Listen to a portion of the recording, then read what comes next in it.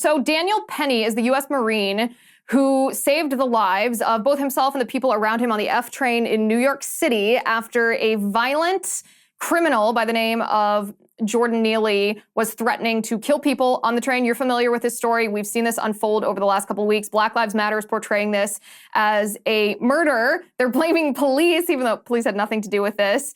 Jordan Neely, as you know, was arrested over 40 times in the years leading up to this altercation. So when he was making threats to kill people, saying he didn't care if he goes to jail, he didn't care if he dies, Daniel Penny, a former U.S. Marine who's now a student in New York City, was riding on that train. When he sees this happening, he sits still, watches this take place until he feels threatened, until he feels that Neely is threatening other people, at which time he restrains Neely with the help of some other passengers. Jordan Neely, unfortunately, tragically, it's fine to say that it's a tragedy, died during this interaction. Wasn't the intention, it doesn't seem like, for Daniel Penny to kill the guy, but he held him in a chokehold and Jordan Neely died. Well, Daniel Penny has been indicted and arraigned for the charge is second-degree manslaughter. Manhattan DA Alvin Bragg, yes, the same Alvin Bragg, has indicted him on this charge. He could face up to 15 years in prison if he is convicted of this offense. The video of Daniel Penny's arraignment will actually make you sick to your stomach. I don't say this lightly, but there are very few times in our nation when I look at something that's unfolding, something on the news, and I think this is a pivotal moment for our nation. I mean, we're all pretty used to, I'd almost say we're almost desensitized to very serious occurrences because we have social media that delivers us, these clickbaity headlines and this bad news 24/7. But there are not too many things that happen where I look at it and I say, okay, well, this is a turning point in our nation. If our nation decides to go in option A, we will be a very different country than if we decide to go on path B. Let me give you an example of what I'm talking about so that this isn't vague. The Kavanaugh hearings. When Supreme Court Justice Brett Kavanaugh, before he was a Supreme Court Justice, when he was falsely accused by Christine Blasey Ford of sexual assault and rape, that was a pivotal moment for our nation. Were we going to decide that due process was still a bedrock value of our nation, or were we going to embrace this Me Too not even situation, this environment the Me Too movement wanted in our nation, where just an allegation from an unstable woman against a man meant automatic conviction, meant that his reputation was ruined, that he shouldn't be hired for any job. And this was like a very pivotal moment for our nation, where we're looking at this situation thinking, well, if we destroy due process in our nation, it's over. It's not just over for men, it's over for anybody falsely accused of anything. We're seeing another such pivotal moment when it comes to transgender surgeries for children. Are we going to allow our country to turn into a society that allows the mutilation of children's bodies in the name of a political ideology? Or are we going to draw that line in the sand and say, no.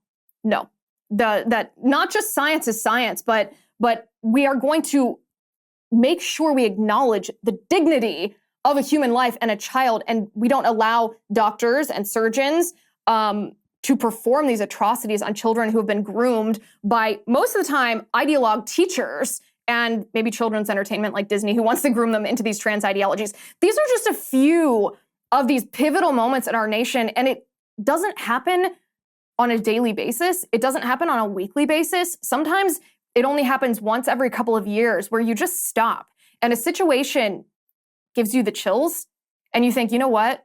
This is a situation that if Daniel Penny is convicted of second-degree manslaughter, if he is imprisoned for 15 years because he defended himself against a psychotic man with a rap sheet till kingdom come, who was threatening to kill him and his fellow passengers, then the fabric of our nation will be fundamentally changed. So I want to watch that arraignment video with you. Okay, I got to tell you guys, I felt sick to my stomach when I first watched this video of Daniel Penny being arraigned.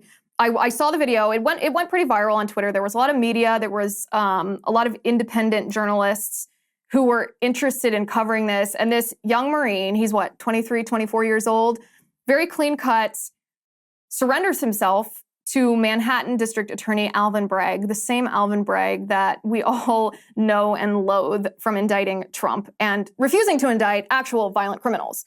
Daniel Penny walks into the courthouse only to reemerge sometime later in handcuffs. He's then put into a car, and we can show this on the screen. I think you'll probably have a similar reaction here. This is a man who was defending himself, a man who was defending his community, a man who did not act recklessly or in anger, certainly without any racial animosity that the left is falsely accusing him of. By all witness accounts, he acted in a very moderated way. He didn't engage with Jordan Neely when Jordan was just agitating and threatening and being hostile. He didn't engage until he felt that Jordan Neely was posing a threat to the lives of the people around him, and at which time he restrained Jordan Neely in a chokehold. And tragically, Jordan Neely died. Now, I think that this is one of the things that conservatives need to be totally fine with saying. Yeah, it's not ideal that Jordan Neely died. No one's saying that we shouldn't be dismissive about this. No one's saying it's no big deal. But this is what happens when our system breaks down. And what I mean by that is our system, the entire structure of our government, right, is a social contract between us, individuals, and this intangible institution called the government.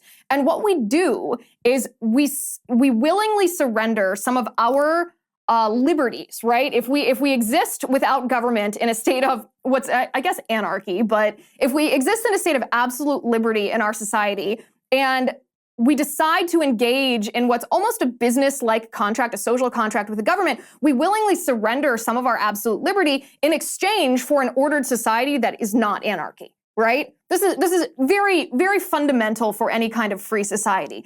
But one of the things that government promises in exchange for us surrendering some of our liberties is that they will actually enforce an ordered society. They will enforce a civil society. And in a case like this, the government's neglecting their duty. The government has actually failed their part of the pact. We have exchanged some of our liberty, and our liberty in this case would be vigilante justice, right? In our society, we're not big on vigilante justice. We say, nope, we have a criminal justice system. We have police to deal with criminals. We don't take law enforcement into our own hands, typically, unless it's a matter of self-defense where law enforcement can't respond as quickly as we must respond to protect our own lives or our own families' lives or our own property. But vigilante justice, this idea that we want to be the ones that enact justice on others, those who wrong us, this is something that we have surrendered to the government in exchange for the government saying we're going to have a professional force. We're going to have not only our court system, our judiciary, but also trained law enforcement professionals, police officers and, the FBI, state troopers, the entire law enforcement apparatus that's going to react to these situations. Hi guys, it's Liz Wheeler. Don't forget to watch my show, The Liz Wheeler Show, every night at 7 p.m. on the First TV. You can download the free First TV app, or you can visit thefirsttv.com/Liz and start watching today.